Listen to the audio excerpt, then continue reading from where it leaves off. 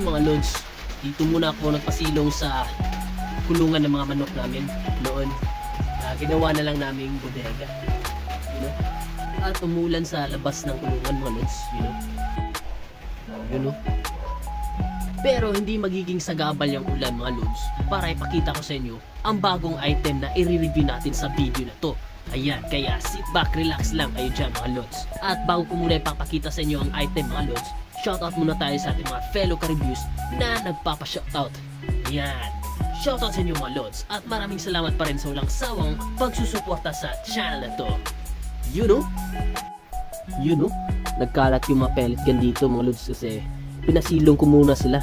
Umuulan kasi mga lods. At ito yung package mga lods. You know, galing pa to kay Kulotski TV mga lods. In-order ko sa Shopee niya. Ayan, kaya lalagay ko na lang din sa description box ang link na mapagkukuhanan nito mga lods. So buksan na natin. You know. Sheesh.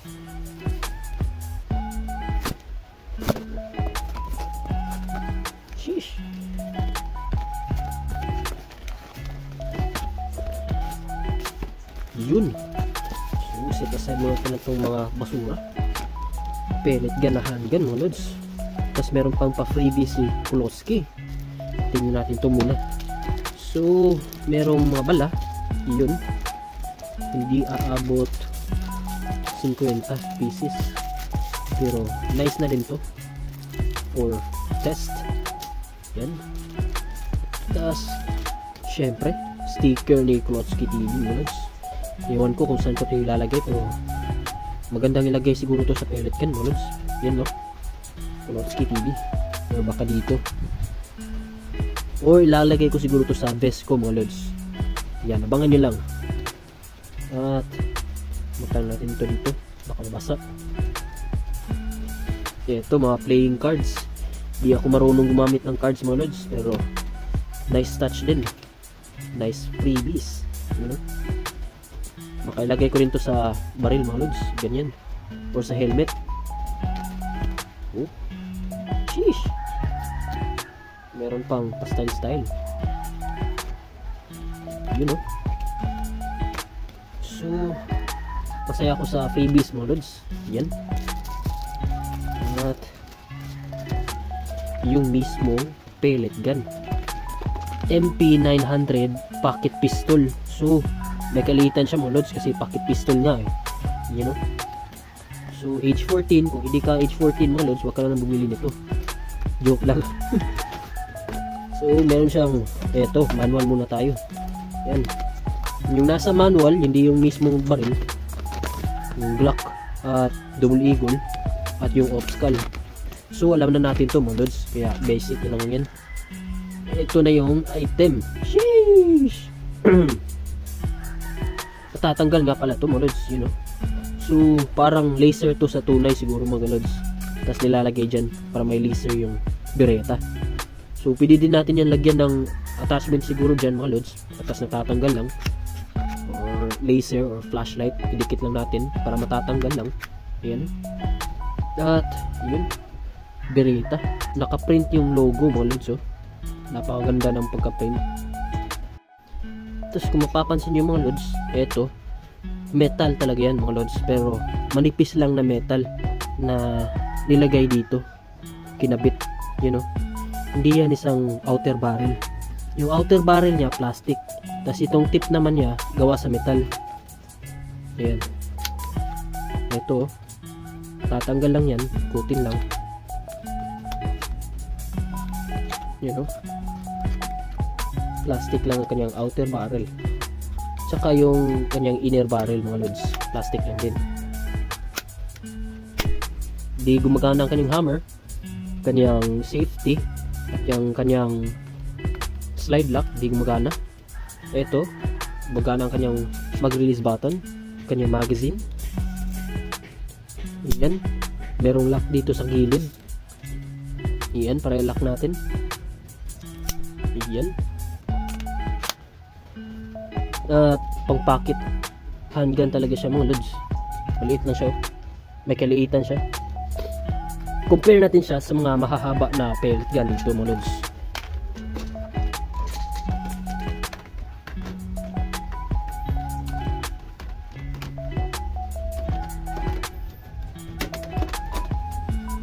Yun no, may kliitan nga siya mga lods. So ito yung Beretta na nagsa-slide lock mga lods kung walang bala. Yan, kinulayan ko lang ng silver mga lods para maging tunay. Yun know? Tapos ganito siya. Ayan. May pagka-clay yung kanyang hawakan. At pagdating naman dito sa kanyang barrel, yun, may clay din. Ayan. Pati din sa kanyang trigger guard. Eto. Ayan. So maliit-liit siya mga lods. Tapos ititest natin ang kanyang accuracy at power mamaya. So meron pa pala akong isang pellet gun na ipapakita sa inyo mga lods. Ito ang AUG A3 mga lods. Yun no, AUG A3. Yan. Meron siyang kasamang hollow scope ACOG, ayan, na laser lang. Ubus nata yung laser. Ayun no. Tapos natatanggal yan. Yun no. At ang magazine nandito. Yan. Merong pellet chamber ang kanyang magazine mga lods. Lalagyan ng mga bala. Yan. Tapos ito natatanggal, kaya ingat-ingat lang. Yan. Yun. Tapos meron siyang kasamang foregrip. Ito. Yun. Adjustable. At meron siyang kasamang silencer. Napakahaba. At hollow lang yan. Yan. Meron sana itong kasamang bipod mga lods, pero yung kanyang bipod palaging nababali eh. Ito. Kaya di ko na lang inayos ulit kasi maraming beses ko na ito inayos. Super glue. At nabali na naman. Dito sana yan. So, kanyang appearance. Meron siyang rail dito sa gilid at dito din sa baba. Yan. Yung trigger. Sheesh. Kanyang kasaan. Napaka tigas mga lods. Yun o, lakas ng putok. So, iti-test RG natin yan mga lods. Yun mga lods, hindi na umuulan. Outfit check muna tayo. Yun o, bagong attire mga lods. Bagong outfit ko. Outfit check. Yun o. Okay, let's go.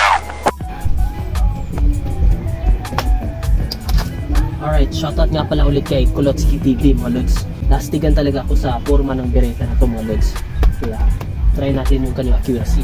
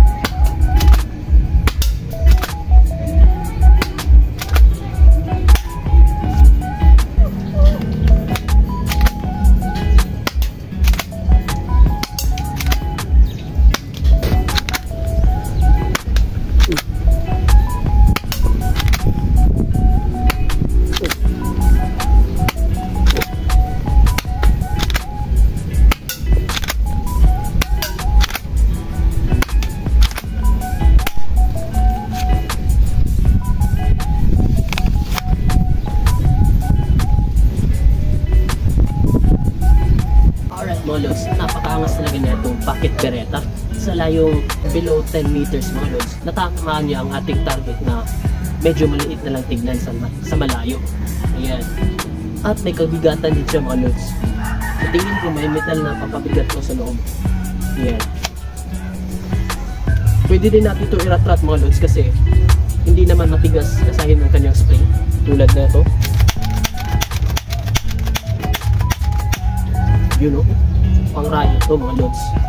So doon naman tayo sa AUG 3 mga lods.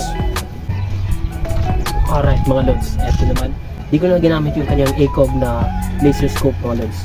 Eto na lang hollow scope na may sight. So try natin.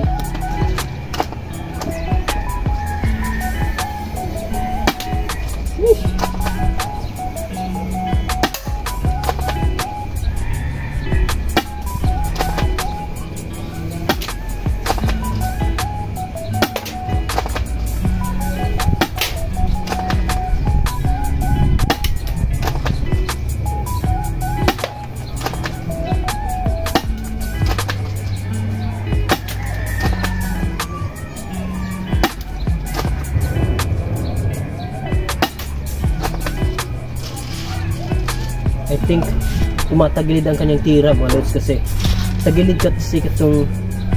kasi itong kanyang kaya tumatama yung bala dito at tumatagilid, kaya tanggalin na lang natin.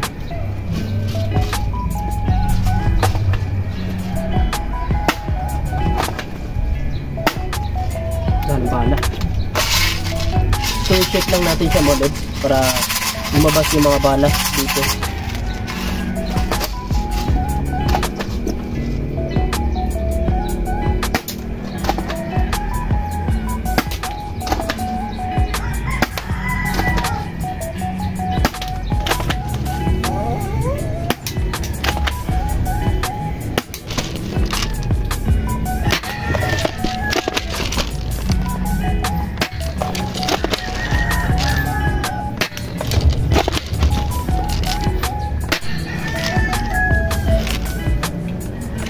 Ubus na yung bala mga lods at hindi ako satisfied.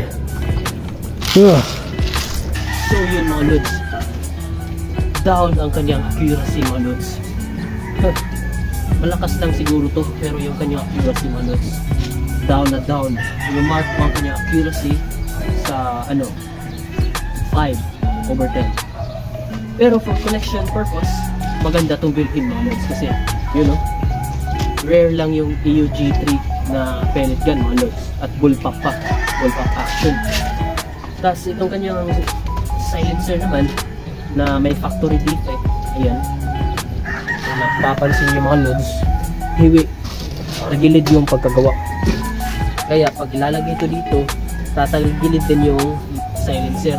Ang mangyayari, yung bala dadaloy dito, tapos tatama dito sa tip ng silencer. Ayun, tatagilid na ng sobra yung bala mga lods. So maganda lang kung straight yung nakuha nyo, pero ito sa akin tagilid siya mga lods. Ayan. But para sa akin mga lods, masaya pa rin ako dahil meron ako ng collection na ito. Ayan. So nasa description box din ulit mga lods ang mapagkukuhanan nyo ng item na to. Ayan. Alright, so yun mga lods, mga bagong pellet gun na magandang i-collect. Ayan. At kung nagustuhan nyo itong video na to, please give it a like. At kung bago ka pala sa channel na to, please subscribe. At i-click mo yung notification bell para mag-suot ka susunod pa mga videos dito sa Unboxing Simulator.